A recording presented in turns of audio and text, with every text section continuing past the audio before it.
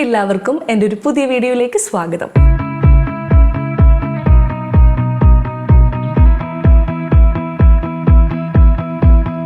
എൻ്റെ ജോലി എങ്ങനെയാണെന്ന് പറയട്ടെ.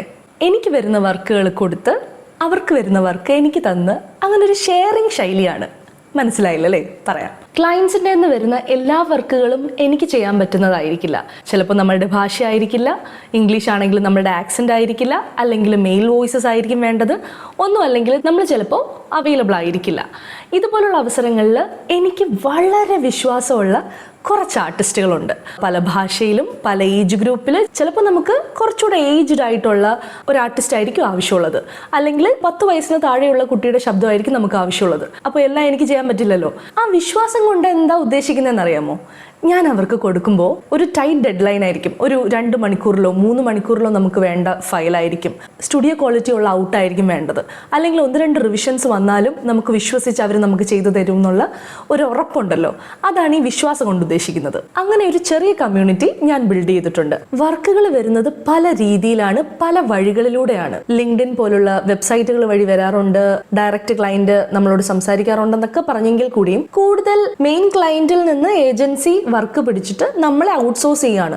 മെയിൻ ക്ലയന്റിൻ്റെ നമ്മൾ പ്രോജക്റ്റ് എടുക്കുന്നത് ഒരു തുകയ്ക്കായിരിക്കും, ഏജൻസി നമുക്ക് തരുന്നത് മറ്റൊരു തുകയ്ക്കായിരിക്കും. അപ്പോൾ ഇതിനിടയിൽ കമ്മീഷൻ, ഇത് എനിക്ക് ഓപ്പണായിട്ട് പറയാൻ പാടണമെന്ന് എനിക്ക് അറിഞ്ഞുകൂടാ, പക്ഷെ ഞാൻ പറയുകയാണ് എന്തായാലും.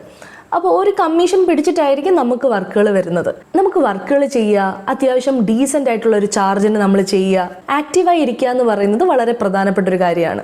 നമുക്ക് തരുന്ന ഏജൻസി ഒരു തുക കമ്മീഷനായിട്ട് പിടിച്ചിട്ട് നമുക്ക് തരുന്നു എന്നുള്ളത് ഒരു വസ്തുതയാണ്. ആർട്ടിസ്റ്റുകൾക്ക് വർക്ക് കൊടുക്കുമ്പോഴും ഈ കമ്മീഷൻ പിടിക്കാറുണ്ട്. കമ്മീഷൻ പിടിക്കുന്നത് ഒരിക്കലും ഒരു തെറ്റായിട്ടുള്ള ഒരു കാര്യമല്ല. അവരെടുക്കുന്ന എഫേർട്ട് വളരെ വലുതാണ്. അതുപോലെ കോർഡിനേറ്റ് ചെയ്യുക എന്ന് പറയുന്നത് തലപ്രാന്ത് പിടിക്കുന്ന ഒരു കാര്യമാണ്. പക്ഷെ എനിക്ക് കുറച്ചുകൂടി വർക്കാവുന്ന മറ്റൊരു കാര്യമാണ് ഈ ഷെയറിങ് എന്ന് പറയുന്നത്. അതായത് ഈ വിശ്വാസമുള്ള ആർട്ടിസ്റ്റുകൾക്ക് ഞാൻ വർക്ക് കമ്മീഷൻ എടുക്കാതെ വർക്കുകൾ കൊടുക്കുമ്പോൾ അവർ നിർബന്ധിതരാവുകയാണ്.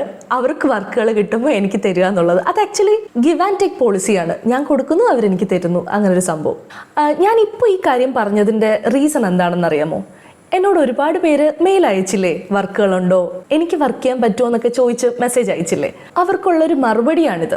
നമ്മൾ ഒരുമിച്ച് വർക്ക് ചെയ്യാൻ അല്ലെങ്കിൽ ഒരുമിച്ച് കൊളാബ് ചെയ്യണമെങ്കിൽ, അത് ഇൻസ്റ്റഗ്രാമിൽ കൊളാബ് ചെയ്യുന്ന രീതിയെ പറ്റിയല്ല ഞാൻ പറയുന്നത് കേട്ടോ.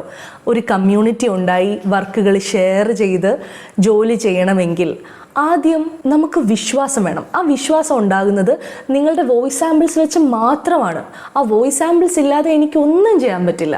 ഇപ്പോൾ എനിക്ക് ഒരു വർക്ക് വന്ന് ഒരാൾക്ക് ഷെയർ ചെയ്യണമെങ്കിൽ ഞാൻ എന്ത് വിശ്വാസത്തിലാണ് തരുന്നത്? അത് സ്റ്റുഡിയോ ക്വാളിറ്റി ഉള്ള ഔട്ടാണോ, പല മോഡുലേഷൻസും പല ടൈപ്പ് ഓഫ് വർക്കുകൾ നിങ്ങൾക്ക് ചെയ്യാൻ പറ്റുമോ എന്നൊക്കെ മനസ്സിലാകുന്നത് ഇതുപോലുള്ള വോയിസ് സാമ്പിൾസ് കേൾക്കുമ്പോഴാണ്. അപ്പോൾ നിങ്ങൾ വോയിസ് ആർട്ടിസ്റ്റുകളാണെങ്കിൽ, നിലവിൽ പ്രോജക്റ്റുകൾ ചെയ്തു വരുന്ന ആളാണെങ്കിൽ, എനിക്ക് വോയിസ് സാമ്പിൾസ് അയച്ചു തന്നിട്ട് നമുക്ക് വർക്കുകളുണ്ടോ എന്ന് ചോദിച്ചാൽ അതിനൊരു അർത്ഥമുണ്ട്. ഇല്ലെങ്കിൽ നമുക്ക് വെറുതെ ഒരു മെയിലായി, വെറുതെ ജസ്റ്റ് ഒരു ചാറ്റായി എന്നുള്ളതല്ലാതെ എനിക്ക് തിരിച്ച് ഈ കാര്യങ്ങളൊക്കെ തന്നെ ഞാൻ പറയേണ്ടതുള്ളൂ. ഞാൻ വളരെ ആത്മാർത്ഥമായിട്ടാണ് പറയുന്നത്. നിങ്ങളുടെ ക്വാളിറ്റിയുള്ള ഒരു പരസ്യത്തിൻ്റെ, അതുപോലെ ഓഡിയോ ബുക്കിൻ്റെ, അതുപോലെ ലേണിംഗ് പ്രോജക്റ്റിൻ്റെ ഒക്കെ പല തരത്തിലുള്ള ഒരു ക്യാരക്ടർ ഡബിങ്ങിൻ്റെ ഒക്കെ വോയിസ് സാമ്പിൾസ് എനിക്ക് മെയിലായിട്ട് അയച്ചു കഴിഞ്ഞാൽ വർക്കുകൾ ഷെയർ ചെയ്ത് നമുക്ക് മുന്നോട്ട് പോകാം. അപ്പോൾ മറ്റൊരു ടോപ്പിക്കുമായിട്ട് ഇനി വരുന്നത് വരെ bye bye.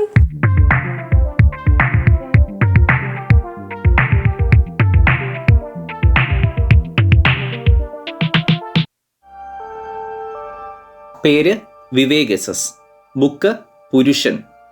Category non fiction.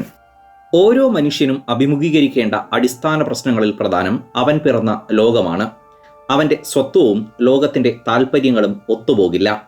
ലോകത്തിനാവശ്യം അവൻ ഒരു സേവകനാകണമെന്നാണ്. അധികാരവർഗത്തിന് ഉപയോഗിക്കാൻ കഴിയുന്ന ഒരു അടിമയാകണമെന്നാണ്. സ്വാഭാവികമായും അവനതിൽ അമർഷമുണ്ടാകുന്നു. അവന് താല്പര്യം അവനായിരിക്കാനാണ്. എന്നാൽ സ്വാഭാവിക രീതിയിൽ വളരാൻ ലോകം ആരെയും അനുവദിക്കുന്നില്ല. എല്ലാവരെയും ഒരു ക്രയ-വിക്രയ വസ്തുവായി, വൈദഗ്ധ്യവും അനുസരണയുമുള്ള ഒരു അടിമയായി വാർത്തെടുക്കുവാനാണ് അത് ശ്രമിക്കുന്നത്. ഒരിക്കലും പ്രതിഷേധിക്കാത്ത, അവകാശങ്ങൾക്ക് വേണ്ടി ശ്രമിക്കാത്ത, സ്വന്തം വ്യക്തിത്വം ഉദ്ഘോഷിക്കാത്ത അടിമ, റോബോട്ട് പോലെ ഒരു ഉപകരണം. ലോകത്തിനാവശ്യം നിങ്ങൾ ഒരു മനുഷ്യനാവുകയല്ല, കാര്യക്ഷമതയുള്ള ഒരു യന്ത്രമാവുകയാണ്.